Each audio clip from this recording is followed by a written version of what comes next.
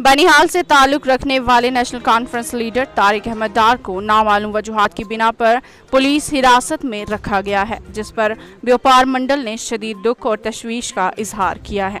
इस दौरान व्यापार मंडल के सदर और भाजपा लीडर मोहम्मद सलीम भट्ट ने जिला इंतजामिया से अपील करते हुए कहा है कि यूथ लीडर को फौरी तौर पर रिहा किया जाए। मजीद जानकारी के लिए देखिए मेहरान वानी की बनिहाल से ये रिपोर्ट।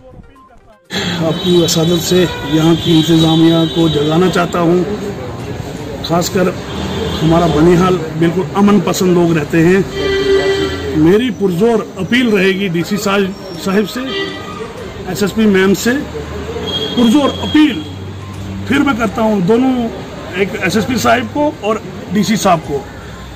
उसके बाद जो हमारी यहाँ की इंतज़ामिया, उनसे भी पुरजोर अपील करता हूँ, एलजी साहब से अपील करता हूँ कि बनिहाल में अमन पसंद लोग रहते हैं। पीछे बच्चों से कुछ गलतियां हुई थी, जब कश्मीर में कुछ होता था तो उसका असर बनिहाल में जरूर पड़ता था। तो अब कुछ बच्चों से पहले गलतियां हो चुकी हैं। मैं फिर आपकी वसादत से यहाँ की इंतज़ामिया को पुरजोर अपील करता हूँ, जो पिछलियां गलतियां हो चुकी हैं उनको सुधरने का एक बार मैं यहाँ की इंतज़ामिया से मौका मांगता हूँ कि अगर कोई गलती करता है पीछे तो उसको सुधरने का मौका देना चाहिए। उसके बाद ही मैं कहूँगा कि जो तारिक भाई है हमारे, तारिक डार, उसके साथ पहले भी कुछ गलतियों का उसको भुगताना पड़ा, पहले भी वो जेल चले गए। उसके बाद हमारे यहाँ जो जिमी भाई के नाम से हैं, अगर उसने कोई गलत काम किया हो, कोई नशा का गलत काम किया है, तो उसको उसका खामियाजा उठाना पड़ेगा। उसके लिए गवर्नमेंट बैठी है, कोर्ट बैठे हैं। कोर्ट ने अगर उसको रिलीज किया तो उसको कोर्ट में वो उसका भुगतान करना ही पड़ेगा। तो मैं आपकी वसादत से यहाँ की जितनी भी एजेंसियां हैं बनिहाल में, किसी विंग की, मैं उनसे भी गुजारिश करता हूँ। बनिहाल में अमन पसंद लोग रहते हैं, अमन का पैगाम हम यहाँ से देना चाहते हैं।